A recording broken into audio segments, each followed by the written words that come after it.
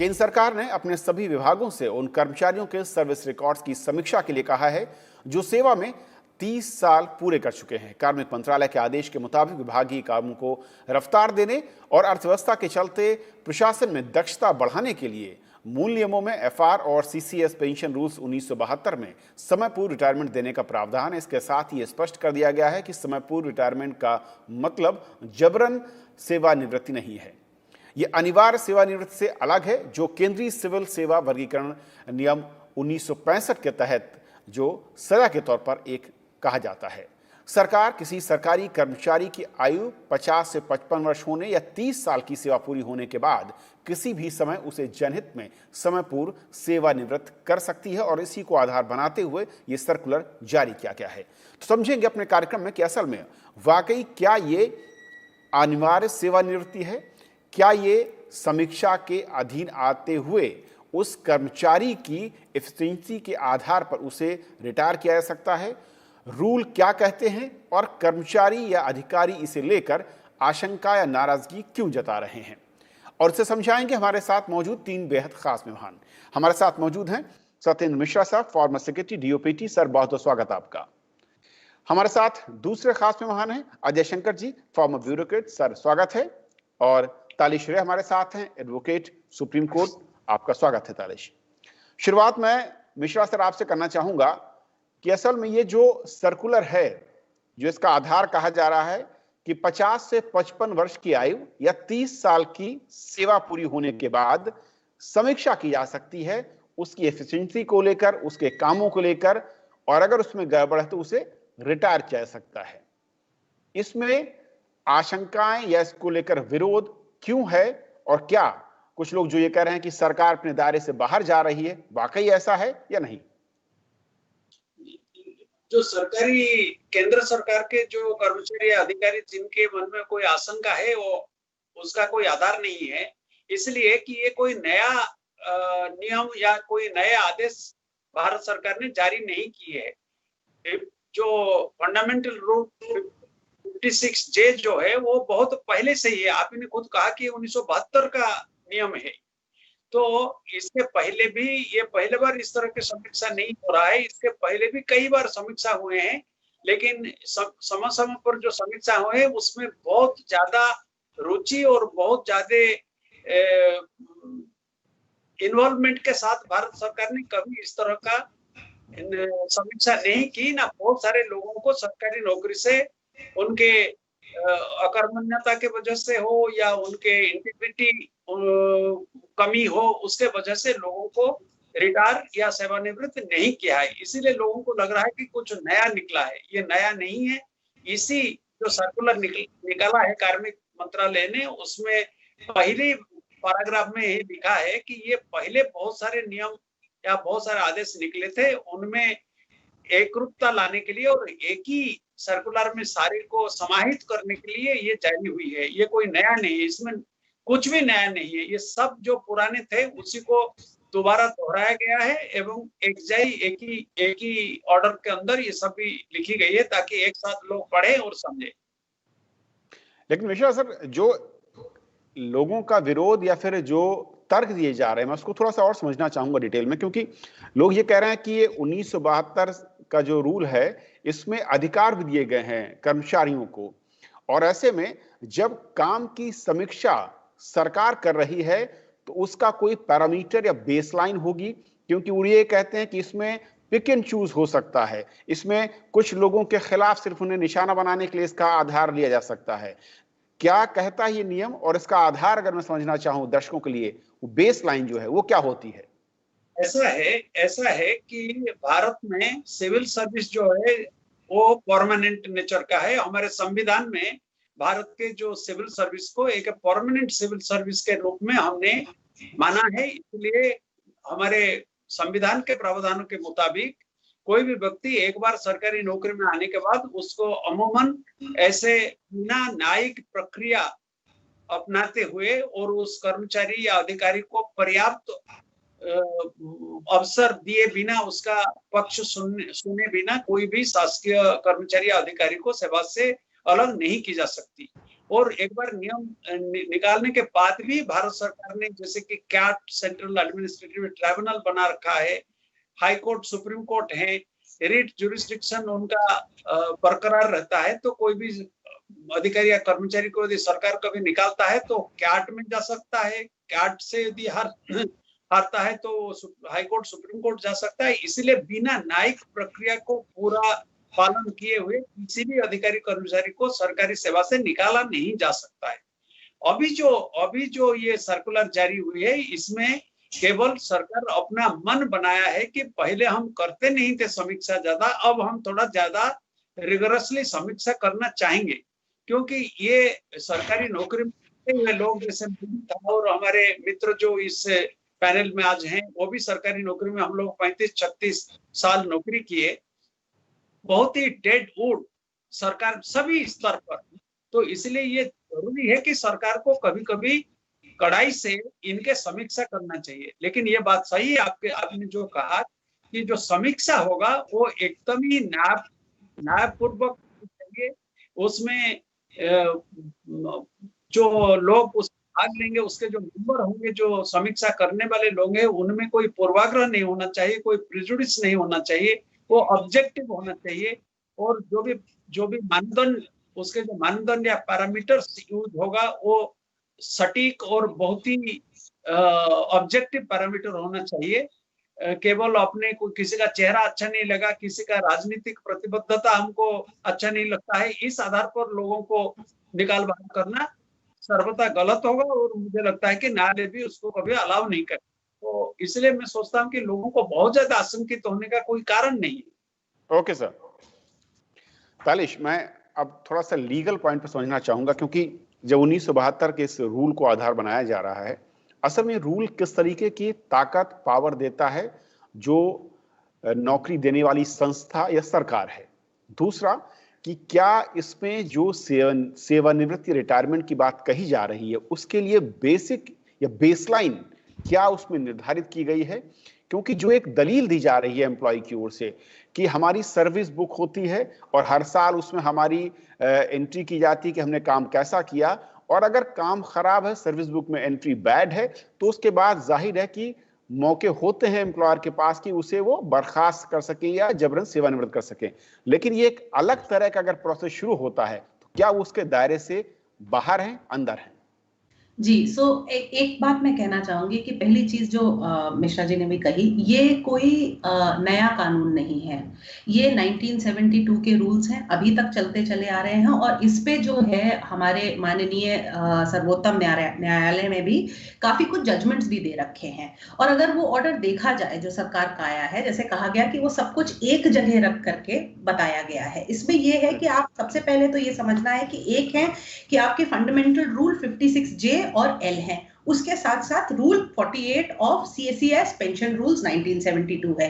इसके तहत काफी क्लियर है और ये कहा गया है कि भाई अगर अप्रोप्रिएट अथॉरिटी, और यहाँ पे अप्रोप्रिएट अथॉरिटी भी बताया गया है, जो एक कार्डर कमिटी एस्टैब्लिश होगी, और इसमें जो है अप्रोप्रिएट अथॉरिटी को अगर ये लगता है कि इंटेग्रिटी में इशू है या परफॉर्मेंस में इशू है तो वो उसको रिव्यू कर सकते हैं। अच्छा, रिव्यू करने के लिए भी काफी कुछ चीजें दी गई हैं, जिसमें ये नहीं है कि अगर आपने सिर्फ 1 साल काम नहीं किया या कोई जबरन कर सकता है, ये इसमें नहीं नजर आ रहा है। क्योंकि अगर आप देखिए तो इसमें ये बोला गया है कि भाई रिव्यू जब करेगी वो कमेटी, कार्डर कमेटी आपकी, तो वो कैसे करेगी, तो उसमें बोला है जहां पे आपकी इंटेग्रिटी डाउटफुल है। ये तो हमेशा से ही था, अगर आपकी इंटेग्रिटी डाउटफुल है और आप ईमानदारी से अपना काम नहीं कर पा रहे हैं, तो जैसे कहा गया कि भाई आप, जनता जो है उनके लिए क्यों अपना टैक्स पेइंग मनी उन पे क्यों खर्च किया जाएगा। उसके अलावा ये भी कहा गया कि अगर वो इनफेक्टिव है, इनफेक्टिव के अलावा ये भी है कि इनफेक्टिव में अगर वो सुपर एन्युएशन से करीब सिर्फ 1 साल दूर है तब ये प्रोसेस नहीं होगा। उसके अलावा ये भी बोला गया है कि अगर पिछले 5 साल में ये देखा जाता है कि अगर उनकी इनफेक्टिवनेस ने, उन्होंने कहीं भी दिखाया है कि वो इफेक्टिव है, तो उनके पास वो टर्म नहीं बचेगा जब आपके CCA बैठेगा उसके ऊपर। तो ये सब देखने के बाद, और जो रिव्यू का पावर है कि आप उनको जो है नोटिस भी मिलेगा, उसके बाद वो बात भी कर सकते हैं, तो वो सब देखने के बाद जब हम सुप्रीम कोर्ट के जजमेंट देखते हैं तो उसमें गौर फरमाइए, सरकार ने खुद इसमें बताया हुआ है कि Union of India versus Colonel JN Sinha है, जहां पे सुप्रीम कोर्ट ने कहा है कि when the state is an employer, जब स्टेट ने आपको नौकरी दी है तो उसके पास ये अप्रोप्रिएट अथॉरिटी के पास हमेशा से एब्सोल्यूट राइट रहा है कि जब अगर चाहे कोई इंसान काम नहीं कर रहा है, इनइफेक्टिव है या इंटेग्रिटी इशू है, तो वो हमेशा उसको रिकंसिडर कर सकते हैं। ये मान करके चलना कि आप अगर एक बार आ गए हैं और आप अपना काम भी नहीं करेंगे, इंटेग्रिटी से भी नहीं करेंगे, पिछले 5 साल में नहीं दिखा पाए कि आपने कोई फर्क दिया है अपने नौकरी की तरफ या अपने जो भी आपको पद मिला है उसकी तरफ, तो उसके बाद क्यों कंटिन्यू किया जाए। उसके अलावा ये भी देखा जाएगा कि आप आगे जब आप देखते हैं तो ये बार बार फिर से बोला गया है, state of Gujarat versus Umed भाई पटेल में सुप्रीम कोर्ट ने फिर से कहा कि जब तक एक पब्लिक सर्वेंट है, पब्लिक सर्वेंट का नेचर क्या होता है, वो पब्लिक के हित में होता है, वो पब्लिक के लिए कार्य करता है। अगर वो कार्य नहीं कर रहा है और वो पब्लिक इंटरेस्ट में है कि उसको कंपल्सरी रिटायर कर दिया जाए तो जरूर कर दिया जाए। लेकिन सुप्रीम कोर्ट ने ये भी बोला कि इन रूल्स के तहत जब रिटायरमेंट होता है तो it will not be taken as a punishment. ये सिर्फ निकाला गया है कि भाई रजिस्ट्री रखी जाएगी। और आप वैसे भी पूछें अपने आप से, हम जब यहाँ पे आते हैं, किसी भी पद पे बैठते हैं, तो अगर हम अपना काम नहीं कर रहे हैं तो सरकार वो हमेशा के लिए थोड़ी चलाती रहेगी उसके लिए। और उसके बाद भी बहुत लीनियंसी है भाई, ये बोला गया है कि अगर आप 50 की उम्र के ऊपर हैं, अगर आपने 30 साल या 25 साल पूरे कर लिए गए तो काफी मौके मिल चुके हैं उसमें।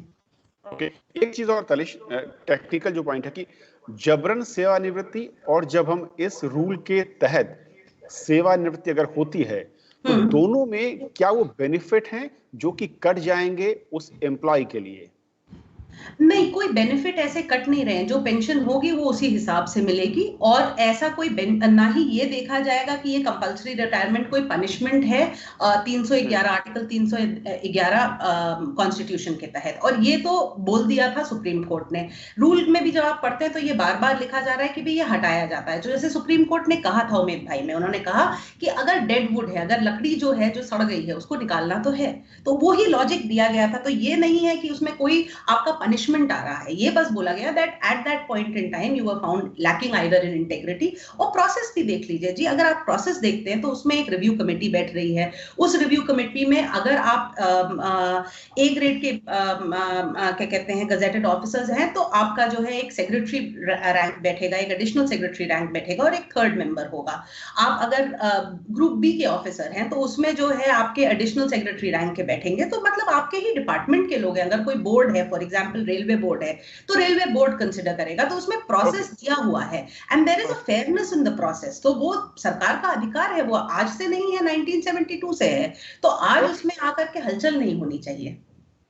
अजय सर, अगर ये पुराना रूल 1972 से हम देख रहे हैं और जैसे कि हमारे पैनलिस्ट ने कहा भी कि इससे पहले भी इसके बारे में चर्चा हुई है और लागू करने की बात हुई, लागू भी किया गया है, तो आखिर इस स्टेप को कैसे देखते हैं टूल के तौर पर? और दूसरा कि इसे लेकर जब मैं पढ़ रहा था जो पिछले 30-40 साल में जब भी इसको लेकर कोई नोटिफिकेशन सरकारों की ओर से कहीं पर भी आया है, काफी ज्यादा विरोध, काफी ज्यादा इसके खिलाफ मुखर होना अधिकारियों का, ऐसा क्यों?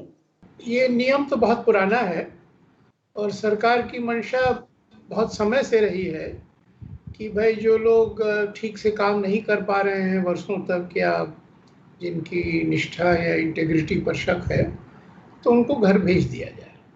तो उद्देश्य तो शुरू से रहे, अच्छे रहे हैं। कठिनाई रही है कि इसके क्रियान्वयन में, और उसके पीछे जो कठिनाई है वो हमारी जो कहें कल्चर है। तो इसको ऐसे समझें कि चाय की दुकान पर अगर किसी अधिकारी के बारे में चर्चा की जाए तो बहुत सही तस्वीर सामने आ जाती है कि ये काम कैसा करता है, ये ईमानदार है कि नहीं। लेकिन अगर सरकारी रिकॉर्ड्स में हम देखें तो सरकार के पास एक ही रिकॉर्ड होता है जो कि हर वर्ष की चरित्र पंजिका में एंट्री होती है। दूसरा है कि शिकायत हुई, उसमें कुछ विजिलेंस की जांच वांच शुरू हुई।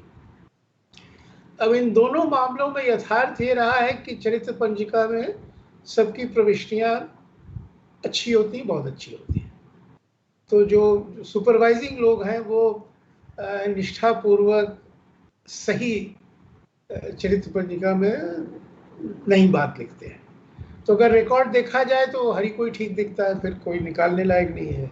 एक नए ढंग से जब निर्देश आते हैं और होता है कि नहीं आप इस पे मतलब अमल कीजिए, तो एक शंका ये पैदा होती है, वो स्वाभाविक भी है कि भाई ऐसा तो नहीं है कि पारदर्शी ढंग से ना काम हो और कोई सब्जेक्टिव ढंग से किसी और तरह की प्रेजुडिसेस से किसी को घर भेज दिया जाए। अब ये बात तो सही है कि न्यायपालिका है, लोग जा सकते हैं अगर उनको लगे कि उनके साथ नाइंसाफ़ी हुई है, लेकिन इस तरह की शंका मन में आना थोड़ा स्वाभाविक है कि ऐसा तो नहीं कि अब सरकार बहुत सख्त हो गई है और बिना पारदर्शिता के कुछ लोगों के खिलाफ कार्रवाई हो जाए।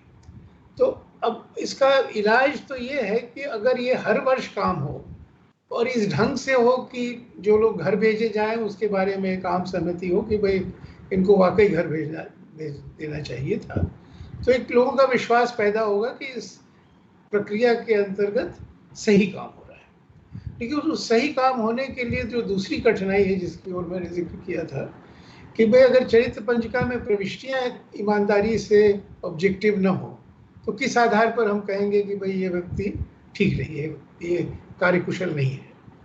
और अगर विजिलेंस इंक्वायरीज में हम सही समय से किसी निष्कर्ष पर नहीं पहुंच पाते हैं, खाली फाइलें मोटी होती रहती हैं, तो फिर मुश्किल है कि भाई किस आधार पर हम कहें कि भाई इसको हम घर भेजने लायक है ये कि नहीं। तो इन दोनों मामले में अगर सिस्टम काम करने लगे और 2-4 साल सही ढंग से काम करे जिसमें वो लोग घर जाएं, बहुत ज़्यादा ना घर जाएं, वो जाएं जिनके बारे में हर में सहमति हो विभाग में कि भाई ये तो वाकई सही केस था जिसको घर जाना चाहिए था, तो लोगों की आस्था भी पड़ेगी और जो लोग काम कर रहे हैं उनको ये लगेगा कि भाई सरकार में एक बार आप आ गए तो जैसे मैं शुरू हमारी नौकरी थी तो एक कोई टेम्पररी कैजुअल लेबर कोई था, कोई कैजुअल मतलब क्लर्क वार्क था, तो फाइल आई के परमानेंट कर दें, तो मैं जैसे कर रहा था उन्होंने कहा आप कल से ये सरकारी दामाद हो जाएगा, अब आपको फिर किसी को रखना पड़ेगा काम लेने के लिए। तो एक ये जो कल्चर है, ये धारणा है सरकारी कर्मचारियों के बारे में, उसको तो समाप्त होना चाहिए, क्योंकि विश्वास होना चाहिए जनता को भी और सरकार को भी, जो भी हमारे साथ है वो निष्ठा से अच्छी ढंग से काम करना है। सत्यनारायण सर, अब जो बात अजय सर ने कही कि असल में जब ये सर्कुलर इस तरह के आते हैं कि समीक्षा होगी, जो उसे इंप्लीमेंट करने का तरीका है वो उस पूरे प्रोसेस को संदेह के घेरे में खड़ा कर देता है। यहाँ पर क्या हिदायत आप